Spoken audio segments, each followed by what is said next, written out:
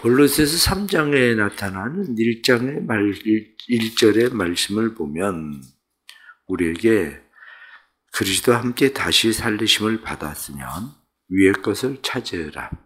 다시 살리심을 받았으면 그렇게 말씀합니다. 세상에 사는 사람들을 크게는 두 종류로 그냥 구분한다고 합니다. 그리스도인들이 세상 사람들을 구분하는 것은 거듭난 사람과 거듭나지 않은 사람, 두 종류로 구분하면 됩니다. 예수 그리스도의 생명을 받은 사람, 생명을 받지 않은 사람. 세상에 사는 모든 사람들은 이 두 종류 안에 있습니다. 거듭난 사람과 거듭나지 않은 사람.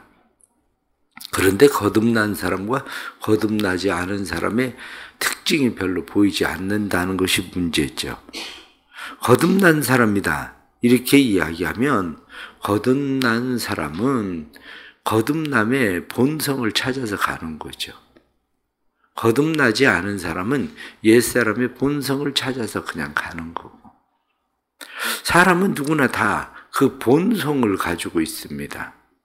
오늘 본문에 나타난 말씀을 보면 옛사람의 본성은 어떤 것입니까? 옛사람의 본성을 5절에 나타난 말씀을 보면 그러므로 땅에 있는 지체를 죽이라. 곧 음란과 부정과 사욕과 악한 정욕과 탐심이니 탐심은 우상 숭배니라. 이렇게 말씀하면서 이러한 것들이 옛사람의 본성이다. 그렇게 우리에게 말씀하고 있죠. 그렇습니다. 옛사람의 본성은 우리 안에 여전히 많이 있습니다. 분노함과 악의와 노여움 뿐만 아니라 우리 안에 게으름과 나태, 이러한 모든 것들, 종욕적인 삶이 우리의 옛사람의 본성입니다. 옛사람의 본성을 한마디로 이야기하면 옛사람의 본성은 스스로 누리고 스스로 즐기려고 하는 것이 옛사람의 본성이죠. 그래서 옛사람의 본성을 가지고 있는 사람은 자기 자신이 스스로 누리고 즐기기 위해서 그들은 스스로 자신이 왕이 될 것을 자처하는 사람들입니다. 그러나 새 사람을 입으면 새 사람은 그리스도의 본성을 찾아가는 겁니다. 옛사람의 본성, 죽었던 본성이었었던 우리의 첫사람 아담과 하와의 옛사람, 그 처음의 본성. 그래서 우리에게 다시 두 번째 사람 아담이신 예수 그리스도의 본성을 우리에게 주신 것이죠. 그래서 예수 그리스도의 그 본성을 우리가 잃어버렸던 그 옛사람의 본성을 우리가 다시 예수 그리스도의 본성으로 살리는 그러한 사람들인 겁니다. 그러기에 결국 우리는 누구냐? 그렇게 이야기할 때 우리는 거듭난 사람, 우리는 예수 그리스도의 생명을 받은 사람, 예수 그리스도의 그 본성을 따라서 사는 사람, 그것이 바로 그리스도인인 거죠. 세상을 살아가는 모든 것들은 다 존재하는 그 존재를 위해서 있습니다. 우리의 본성도 마찬가지로 예수 그리스도의 존재, 그분의 본성을 찾아가는 겁니다. 모든 것들은 존재라고 하는 것이 어디에 있느냐? 존재라고 하는 것은 어렵지 않습니다. 쉽게 존재는 그 이름에 있습니다. 존재로 산다는 것이 굉장히 어려운 것 같은데 존재로 사는 것은 어려운 게 아닙니다. 두더지는 아무리 땅 밖에 내놔도 두더지는 땅 속으로 들어갑니다. 나비는 앉아 있으라고 해도 나비는 날아갑니다. 마찬가지로 본성이라고 하는 것은 존재라고 하는 그 존재를 위해서 그냥 따라갑니다. 옛사람의 본성은 죽었던 옛사람인 탐욕과 불의, 악의, 악독, 나태, 게으름 이런 본성을 따라가고, 그리스도 안에서 새 사람 된 그리스도의 새로운 본성의 사람들은 성령을 쫓아갑니다. 오직 성령의 열매는 사랑과 희락과 화평과 자비와 오래 참음과 충성과 온유, 절제, 이런 본성을 따라가게 돼 있는 겁니다. 그런데 결국 우리가 그렇게 살아가려면 내가 누군지에 대해서 자기 존재 인식이 먼저 필요한 거죠. 나는 정말 거듭난 사람인가? 나는 구원받은 사람인가? 하나님의 자녀인가? 존재라고 하는 것이 이름에 있다고 말씀드린 것은 오늘 뒤에 나타난 말씀 18절 말씀 보면 아내들아, 남편들아, 자녀들아, 부모들아, 아비들아, 종들아, 상전들아, 이런 모든 것들이 그 이름 그 자체가 존재 아닙니까? 그래서 우리는 하나님의 이름을 망령되이 열걷지 마라 이렇게 이야기하는 것이 하나님이라는 그 이름에 그 존재가 있거든요. 하나님의 이름에. 그래서 우리는 오늘날 우리가 이 말씀들을 통해서 다시 몇 가지 생각하려고 하는 것이 있습니다. 그것은 내가 누군지 존재 인정하기에 나는 누군가 이렇게 이야기할 때 나는 하나님의 자녀다. 하나님의 자녀로서의 존재 인정하기. 나는 누군가 그렇게 이야기할 때 나는 그리스도인. 나는 누군가 그렇게 말할 때에 나는 교회. 이게 존재란 말이죠. 나는 누군가 아버지. 나는 누군가 남편. 나는 누군가 목사. 자기 존재. 그 존재 자체를 인정하는 게 필요한 거죠. 존재라고 하는 것은 어떻습니까? 우리가 생명이라고 하는 것은 실제성이 있어야 됩니다. 생명의 실제성이라고 말하는 것은 생명은 내 안에 생명이 있으면 생명이 있다는 그 실제를 드러내는 거죠. 그게 생명의 실제성입니다. 여기 존재하는 것들이 있습니다. 마이크, 책상, 여러분들이 앉아있는 의자 다 존재하는 겁니다. 문제는 뭡니까? 생명이 없다는 거죠. 생명이 없는 것은 자기 스스로의 존재를 드러내고 싶어도 스스로의 존재를 드러낼 수가 없어요. 내가 이 책상이나 마이크를 내가 사용해 주지 않으면 이 책상이나 마이크는 존재 자체가 유명무실한 거죠. 내가 사용할 때만 이 존재 자체가 누군가가 사용할 때만 존재 자체가 인정되는 거예요.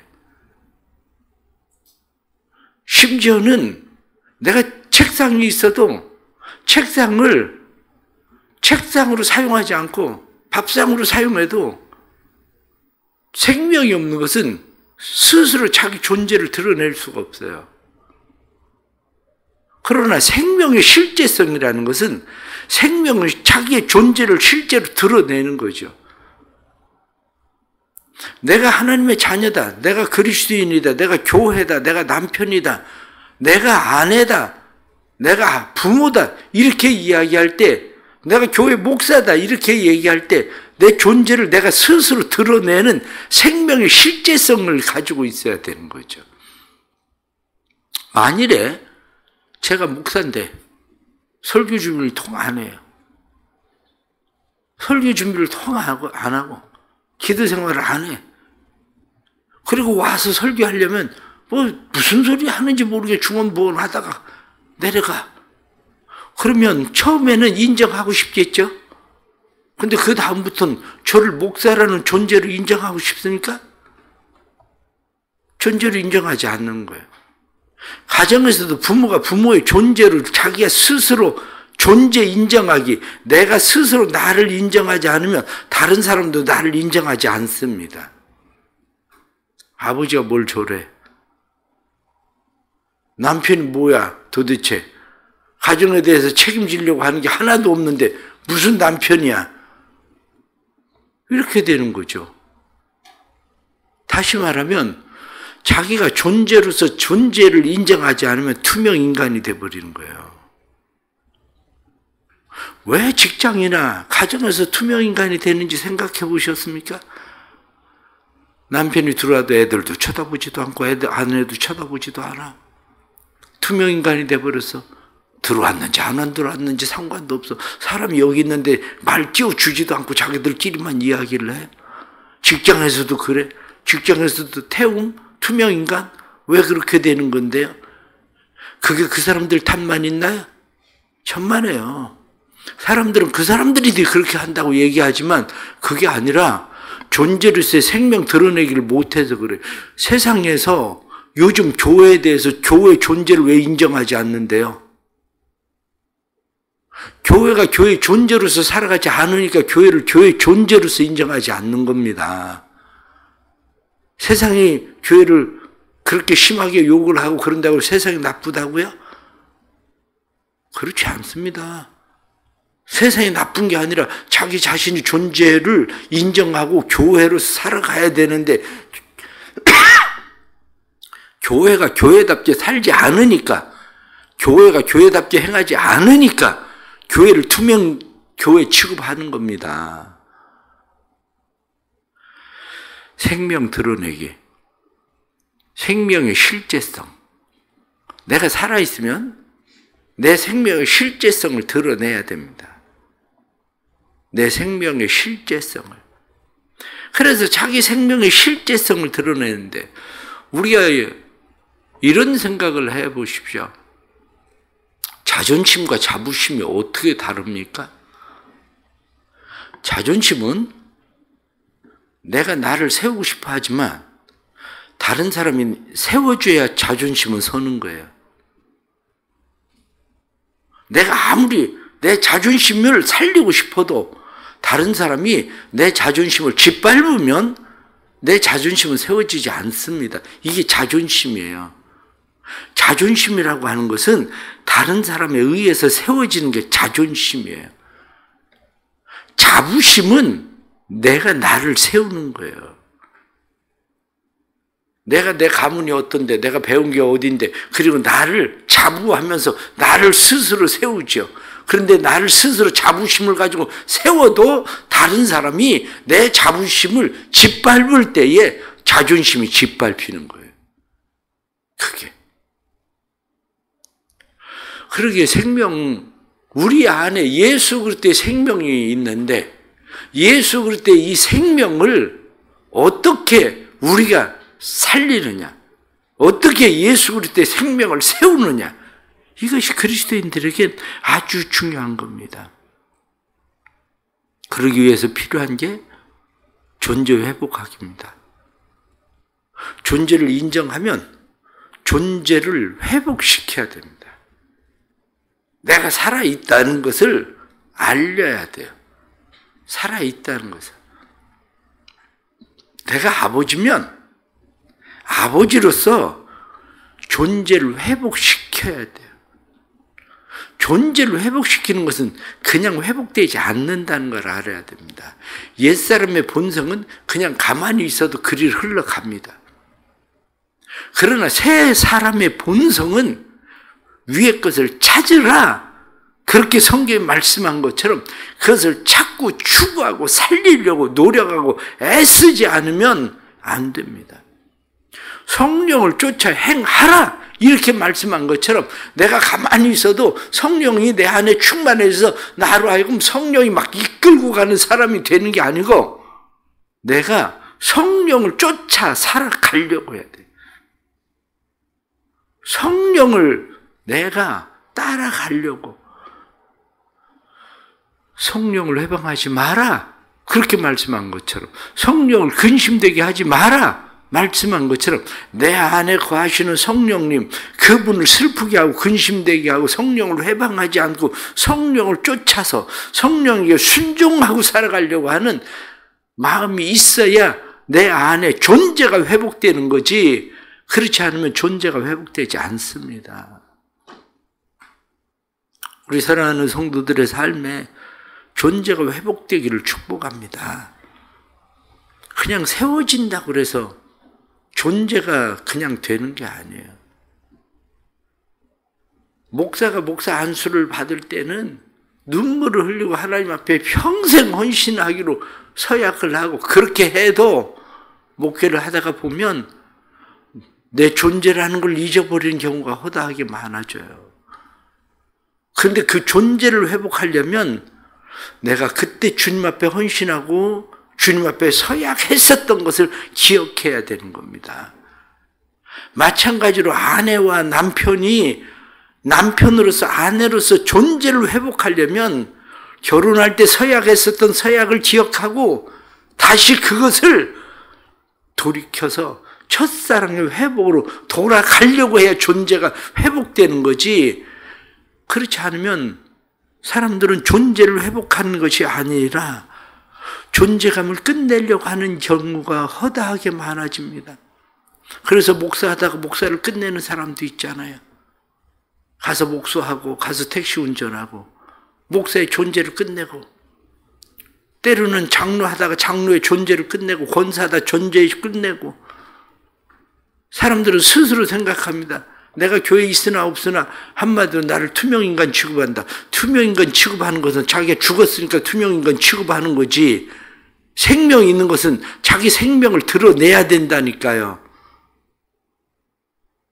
생명이 있는 것은 내 안에 생명이 있으면 생명을 드러내는 거지, 누가 그 생명을, 책상이야 생명이 없으니까 책상은 누가 사용해줘야 책상이 되지만, 살아있는 것은 그렇게 되는 게 아닙니다. 살아있는 것은 스스로 회복시켜야 되는 거지.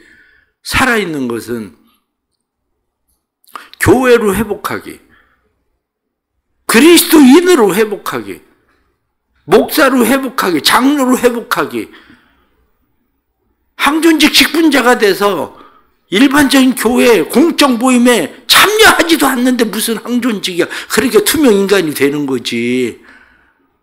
투명 항존직이 되는 거지. 뭘 누가 자기를 한마디로 딸을 시켜. 중요한 것은 회복하기예요. 회복은 그냥 되지 않습니다. 끊임없이 노력하고 훈련해야 됩니다. 다시 회복하려면 첫사랑을 가지고 내 존재가 무엇인가를 인식했으면 그 존재 인식을 다시 회복하기 위해서 노력해야 됩니다. 그게 중요한 거예요. 마지막 하나는 존재로 살아가기입니다. 존재로 살아간다는 것이 쉽지는 않습니다. 존재로 살아가는 것이, 아버지가 된 사람이 나중에 죽을 때에 아버지로서 인정받고 온 가족이 아버지 은혜 때문에 저희들이 살았습니다. 아버지 감사합니다. 그리고 아버지가 돌아가실 때 아버지를 보내드리는 가정이 있는가 하면, 제가 대전 서구의 무용구자 장례를 맡아서 가끔 한 번씩 불러서 가게 되는데, 무용구자?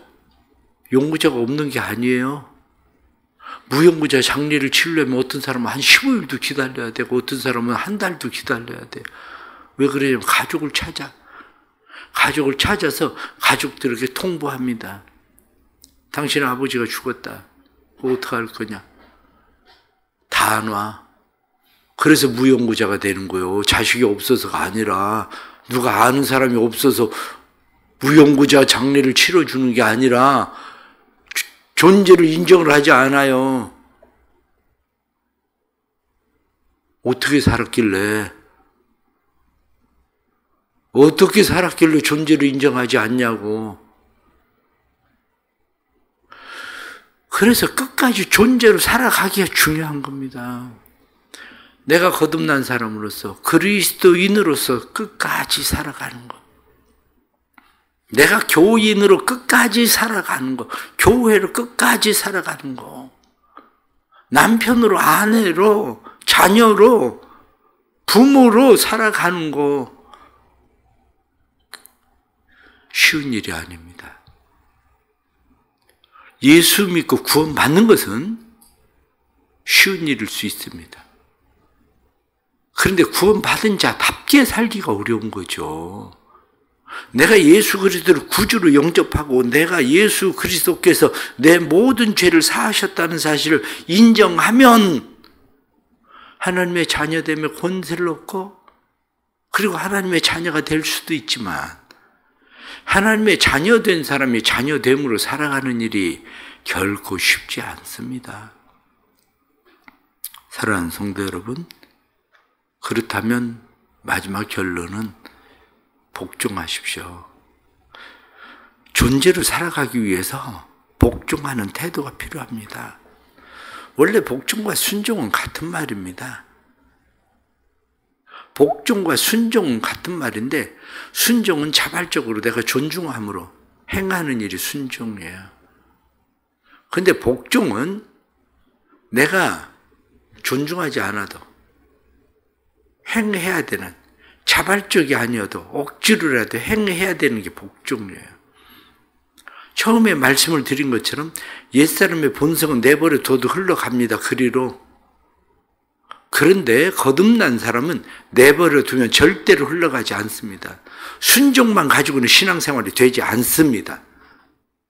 신앙생활은 순종만 가지고 되는 게 아니라 신앙생활은 복종해야 됩니다.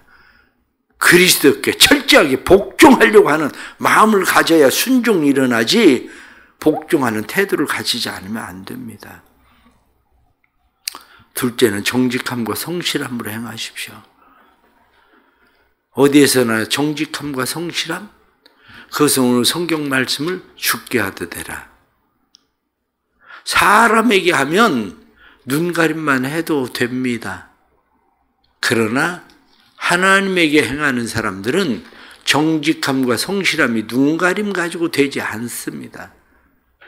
정직함과 성실함은 눈가림만 가지고 하는 것이 아니라 죽게 하듯 할 수 있는 사람이 정직함과 성실함으로 하는 겁니다. 마지막 하나는 사랑하십시오. 하나님을 사랑하고 이웃을 사랑하십시오. 하나님을 사랑하고 이웃을 사랑하는 마음.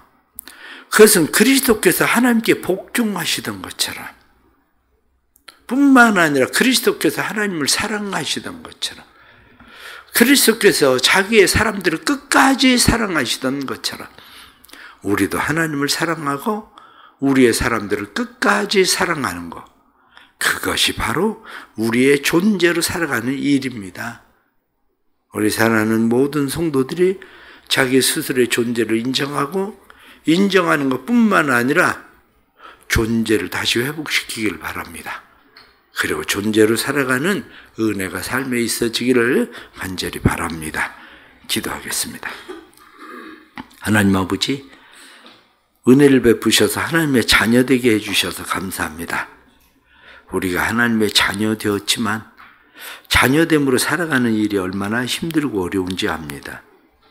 우리의 옛사람의 본성은 탐욕과 불의와 정욕과 나태와 게으름과 부정과 음란과 분노와 악의와 노여움과 우상숭배, 탐심으로 그냥 살아갈 수 있지만, 그러나 다시 거듭난 우리의 본성은 성령을 쫓아 예수 그리스도를 닮아감이 우리의 삶의 일들인데, 우리는 죽어서 누가 나를 사용해 주어야만 존재가 드러난 것이 아니라 살아있기 때문에 우리는 살아있는 존재로 생명의 실제성을 드러내야 되는 사람들입니다. 주님, 살아있는 교회 되게 해주옵소서. 살아있는 그리스도인 되게 해주옵소서. 살아있는 하나님의 자녀 되게 해주옵소서.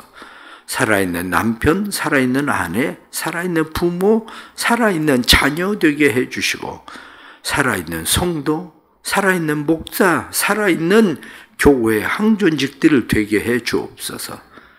그래서 우리가 하나님 앞에 존재 있는 자들로, 뿐만 아니라 사람들 앞에 존재를 인정받는 자들로 세워질 수 있도록 도와주옵소서. 사랑하는 교회 모든 성도들을 은혜 주시고, 살아있는 성도들이 언제 이 모든 것 존재를 끝낼까 생각하지 않게 해주옵소서. 때로는 언제 교회를 그만둘까 존재를 끝낼 생각을 하고, 때로는 언제 이혼할까 존재를 끝낼 생각을 하고, 때로는 어떻게 안 보고 살 수 있을까 존재를 끝낼 생각을 하는데, 존재를 끝내는 것이 아니라 자기의 존재를 드러내는 정체성 있는 삶을 살도록 도와주옵소서. 다음 주일은 다음 세대의 헌신 예배입니다. 다음 세대 헌신 예배 은혜 주셔서 우리의 다음 세대들이 믿음의 세대로 하나님 앞에 아름답게 세워질 수 있도록 도와주옵소서. 성령님, 우리를 도우시고 은혜와 사랑과 진리로 충만하도록 교회를 이끌어 주옵소서. 예수님의 이름으로 기도드리옵나이다. 아멘.